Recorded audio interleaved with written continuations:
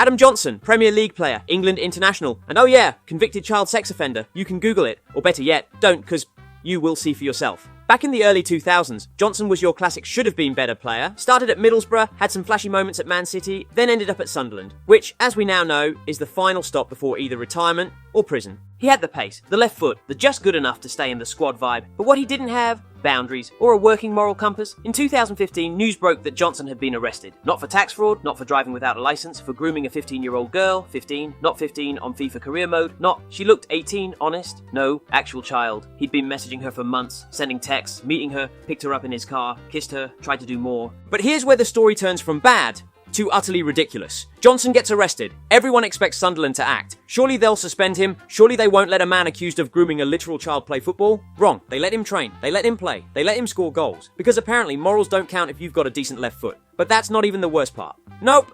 Turns out Johnson told Sunderland staff what he did. Admitted to the kiss. Admitted to knowing she was underage. And the club still went. Cool. Can you start next week against Stoke? Unbelievable, right? But then came the trial in 2016. By this point, the truth was public. Texts, locations, the timeline, all confirmed. The girl was 15. She idolized him. And he used that to his advantage. It wasn't a misunderstanding. No. The court didn't buy the excuses. Didn't care about his Premier League goals. Didn't care about his England caps. Guilty. 6 years in prison. Boom. Career over. Or, so he thought. Now Sunderland suddenly remembered morals exist. They claimed, oh, we didn't know. We were misled. We're shocked. They covered it. They bet on silence and hoped he'd keep scoring. They lost.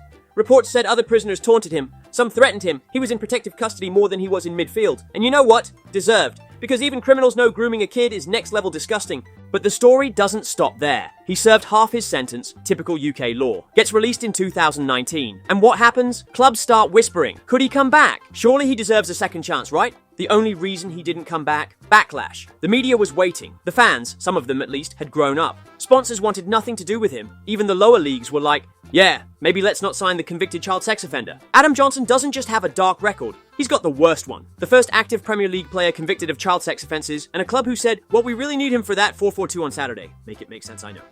97 dead supporters. April 15th, 1989. FA Cup semi-final, Liverpool versus Nottingham Forest at Hillsborough Stadium. The sun's out, fans buzzing. It's football. What could go wrong? Everything turned out later. By the time the final whistle was supposed to blow, 97 people were dead, hundreds more injured, and football, as we knew it, was changed forever. But guess what? The game still kicked off. Yeah, people were dying, and the match started on time. Because priorities, right? Let's get this straight early. It was negligence. From the police, from the FA. Back then, football fans were treated like trash. Especially working class ones. Especially Scousers. You weren't supporters. You were hooligans waiting to happen. At least that's what they said. So when Liverpool fans arrived at Hillsborough, they were herded like cattle. Poor planning, no crowd control, one tiny entrance, no safety systems. Imagine packing thousands of people into a metal cage. Then opening one gate and going, good luck lads, that's what the police did. And when fans started getting crushed, their answer? Open the gate wider. Genius. The central pens behind the goal filled up fast. Too fast. People at the front pressed up against fences like clothes in a suitcase. No way out, no space to breathe. Kids, dads, sons, granddads crushed to death, not by violence, but by incompetence. People were screaming, climbing fences, passing bodies overhead. The police just stood there, literally just watched. Some even pushed people back in because order mattered more than oxygen. But now here comes the worst part. You'd think the headlines the next day would be about failure, injustice, grief. Nope, the Sun ran the headline, the truth, and it blamed the fans. Said they were drunk, peeing on bodies, stealing from the dead. The FA, they picked Hillsborough, a stadium with no safety certification, for a major match. Brilliant planning, but then fast forward to 2012. Finally, the Hillsborough Independent Panel drops the bomb. Everything the families said, true. Everything the police said, lies. 96 innocent people unlawfully killed, 97 now, as Andrew Devine's death was officially linked years later. They held a new inquest. The fans did nothing wrong, turned out. Hillsborough is the darkest day in English football, and the fact that it was blamed on the victims makes it the most disgusting cover-up in sporting history. Barry Bennell. If you thought football's darkest moments were just red cards, racism, and wild tackles, get ready. Because this one, it's about a man who turned youth football into a hunting ground. Barry Bennell. The man who ruined lives wearing a tracksuit. He wasn't a Premier League star, he never played in front of thousands, but he did something worse. He coached kids, and he used that job to abuse them. Over and over again. This wasn't a one-time thing, this was years of systematic abuse. He worked with Crew Alexandra, Manchester City's youth setups, and other grassroots teams. He had access to young boys with football dreams, and turned that trust into a nightmare. We're talking dozens of boys, some say over 100, all targeted because they looked up to him, because they just wanted to make it as footballers. And this wasn't just a sick man doing evil in secret, this was a man protected by silence, by fear.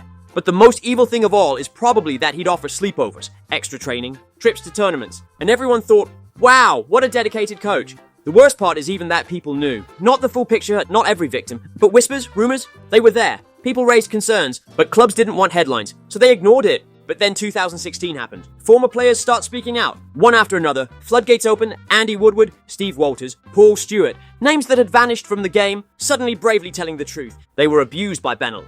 And they weren't alone. The scale was insane. He was convicted of abusing dozens of boys, jailed multiple times, sentenced to over 30 years behind bars. But let's be clear, he should have been stopped in the 80s, not 2018. This is why it's the darkest chapter in English football. Because it didn't happen at one club, it wasn't a one-off, it wasn't some random coach in a park, it was professional youth systems. Sky Sports ain't making a documentary, and I bet you didn't know either. Luis Suarez, October 2011. Liverpool versus Manchester United, one of the biggest games of the season, and Suarez decides to spend the afternoon chatting racial abuse into Evra's ear. Evra reports it straight away. FA investigates. They bring in translators, lip readers, character witnesses, and after weeks of digging, the verdict comes in, guilty. 8-game ban, £40,000 fine, which, let's be real, is like 4 hours of Suarez's wage. But then Liverpool did something even worse and evil. Player gets punished, club apologizes, and everyone moves on? Nope, just kidding. Not in this league, not in this drama. Liverpool's reaction? They backed Suarez. Hard. They didn't just stand behind him, they built a bloody PR shrine. A club statement calling the FA decision flawed. T-shirts printed overnight, and the next match? The entire Liverpool squad warms up wearing Suarez 7 shirts. Not even kidding. Imagine being the only black player in that lineup, wearing a shirt supporting a guy who racially abused another black player. That's not team spirit. That's hostage behavior. But then the ban goes ahead, Suarez serves it. Evra, meanwhile, gets booed everywhere he goes. Called a liar, called a snitch, called the problem literally everywhere. But then came the incident people still talk about till this day, literally. Suarez's first game back, Liverpool versus United again. Evra offers his hand, Suarez skips it, the cameras zoom in. The tension is nuclear. Evra looks stunned. The crowd goes mad. And at full time, Evra celebrates like he won the World Cup on Suarez's back. Iconic. Post-match it goes further. Dalglish doubles down, blames Evra, blames the media. Suarez eventually apologizes, sort of. A half-hearted statement about misunderstanding and regret. But here's where things get funnier. Years later, Suarez admits he used the word negro. Claims in Uruguay it means mate. Oh cool, so you casually call opponents mate during heated arguments in front of 40,000 people? Nice try. Luis Suarez is not a one-incident guy. He bit players 3 times. He died more than Vinny nowadays, he got banned for racism. But yeah, I know he was a goal machine. Nonsense dribbling. That 2013-14 season at Liverpool, outrageous. 31 goals, no penalties, and most of them were sick. After that, he played for Barcelona and Atletico. He won league titles, Champions League nights, golden boots. But the Evra incident, still attached to his name, Sky Sports won't mention it. FIFA won't show it. Luis Suarez holds one of the darkest individual player records in Premier League history. Most racially charged incidents. Keith Gillespie. Some players dream of scoring a hat-trick. Some dream of captaining their club. Keith Gillespie, he decided to get sent off before even touching the ball. In 12 seconds, not minutes, seconds. It's January 2007. Reading versus Sheffield United. Cold day, not much hype. You're thinking, standard bottom half Premier League clash. But then Gillespie enters, subbed on in the second half. And by the time most fans had sat back down, he was already walking back off. He comes on, walks over to his position. First action, elbows readings Stephen Hunt square in the face. No warm-up, no first touch, just straight up, boom. But then the ref didn't even blink. Straight red. Just one swing and one straight red. World record unlocked. Now Gillespie wasn't some nobody. This was a guy who played for Manchester United, Newcastle, Blackburn, had over 80 caps for Ireland. But the best part still had to come. When asked about it later, Gillespie basically said, he nudged me so I elbowed him. Legend. A nudge equals elbow. By that logic, a handshake must equal headbutt. He claimed Hunt had been winding him up, trying to provoke him.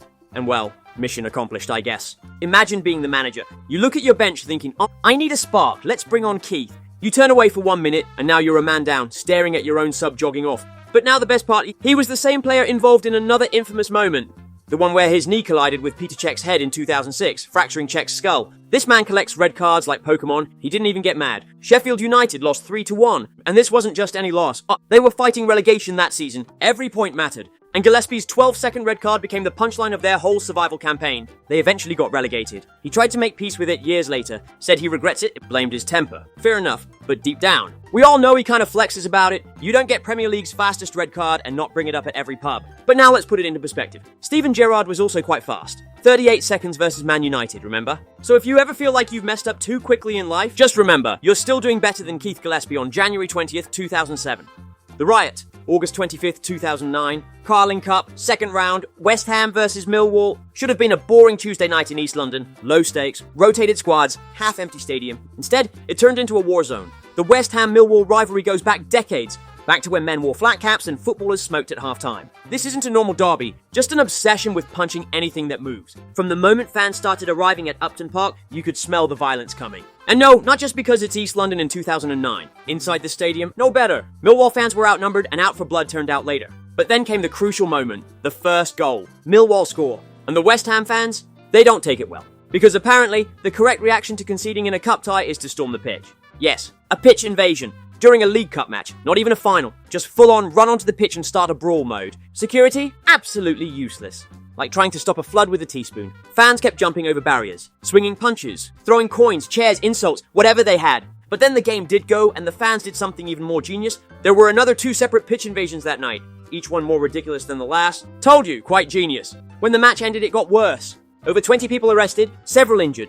1 fan stabbed, all because someone scored a goal. Police brought out horses, batons. It looked like they were trying to retake Baghdad. The headlines the next morning were a disaster. Shame of English football, blood on the terraces, war at Upton Park. The FA fined both clubs, said they were disappointed. West Ham got hit with the bigger fine, because they were the home team, and because, let's be honest, it was mostly their lads causing carnage. Even UEFA, who once ignored racism, homophobia, and match fixing, looked at this and went, Jesus Christ, what's going on in East London? The riot embarrassed the Premier League, embarrassed the FA. There's still a part of this game that loves the chaos, that romanticizes it, that thinks punching a rival in the face is proper passion. This isn't football heritage, this is football brain rot. Biggest loss ever. Manchester United versus Ipswich Town in 1995. Final score, 9-0. Ipswich didn't just lose, they got violated, live, on TV, in front of 40,000 people. This was a televised execution. And the weapon? Andy Cole. The man scored 5 goals. That's more than some strikers managed all season. Yes, we're looking at you, 2018 Alvaro Morata. But then from the first whistle it even started. It took United 16 minutes to score the first. Then they just didn't stop. Cole bagged one, then another, then more. Paul Ince got in on it. Mark Hughes decided to join the party. By halftime, Ipswich players were already thinking about retirement plans. You could see it on their faces. Can I fake a hamstring injury and disappear forever? Nope. United weren't done. They came out in the second half even angrier. Why? No idea. Maybe Fergie told them, but now let's talk about their defending. Or actually, let's not. Because Ipswich's defense that day was non-existent. They didn't press, they didn't tackle, they didn't mark. They basically just stood there watching United pass the ball into the net like traffic cones with anxiety. Their goalkeeper, you can't even blame him. He faced 15 plus shots. And at some point, he probably just whispered, but to make it worse, just imagine this wasn't United at their most lethal. No Rooney, no Ronaldo, no Bruno penalties. This was 90s United, old school, boots with mud, tackles with violence. And still, they made a Premier League side look like a pub team. Ipswich didn't even get a corner until late second half. At that point, their fans were just clapping out of pity. The stat sheet was disrespectful. Possession, United 70%. Shots, United 20 plus. Goals, you already know. Effort from Ipswich, missing. Like their midfield. After the game, Ipswich manager George Burley just looked broken. He didn't even shout. Didn't blame the ref.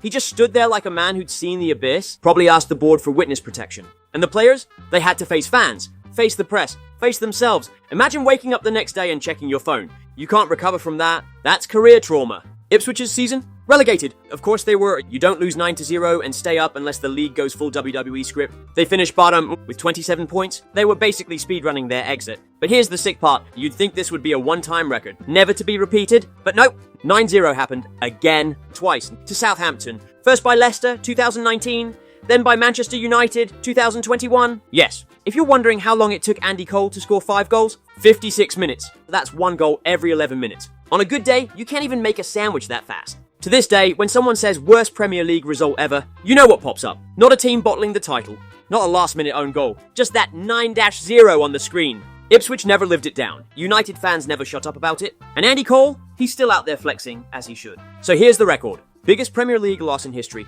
Ipswich Town. 9 goals, 0 mercy. They say it's just a game. Try telling that to Ipswich fans who still have PTSD when they hear the words Cole scores again. Mason Greenwood. Supposed to be different, 2 feet, ice-cold finishing, and not a single ounce of fear. At 18, he was making seasoned Premier League defenders look like Sunday League dads. All called him the best finisher at the club. The media, they were ready to crown him England's future number 9. But then the darkest moments of his life happened. It's January 2022. You're scrolling through Twitter. Boom. Audio. Leaked. Graphic. Horrifying. His girlfriend posted bruises, videos, and voice recordings. Not some vague accusation. Not a rumor. Hard evidence. Manchester United did what every mega club does when disaster hits. Nothing. Just a polite little statement. He won't train or play until further notice.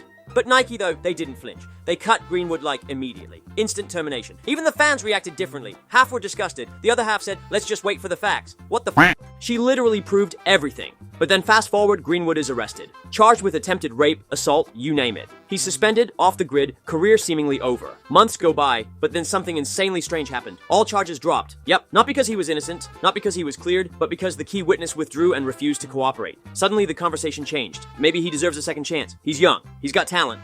At least that's what some people said. United, smelling an opportunity, went full PR mode. Internal investigation, leaked strategy documents, Zoom calls about public perception. They were actually going to bring him back. They were ready. Statements drafted, media trained, but then another backlash hit, and this time it was even more dark. Fans, sponsors, United women's team, even club legends. Everyone said absolutely not. This wasn't about football anymore. It was about what a club represents, and United looked ready to bin that for a few nutmegs and some goals. So what did they do? They pulled a classic coward's move. Loan him out, get him far enough from the British media that no one asks questions. Enter Getafe, La Liga's least interested sidekick, the footballing equivalent of a witness relocation program. Suddenly Greenwood's in Spain, scoring goals, smiling in pressers, and Getafe acting like they just signed peak Ronaldinho. Meanwhile, Greenwood's PR machine went into overdrive photos with teammates, training ground smiles. Sky Sports can break down every pass by James Ward-Prowse, but won't even say his name anymore. BBC just calls him former Manchester United striker. But the wildest thing of all is even that he's just playing well. He's scoring, creating, being good. That's the problem. Football forgives talents. If Greenwood had been a left-back from the academy named Steve, he'd be flipping burgers right now. Let's be clear, Mason Greenwood is not a record you see on PremierLeague.com, but he is a record, the youngest Premier League footballer to be charged with attempted rape.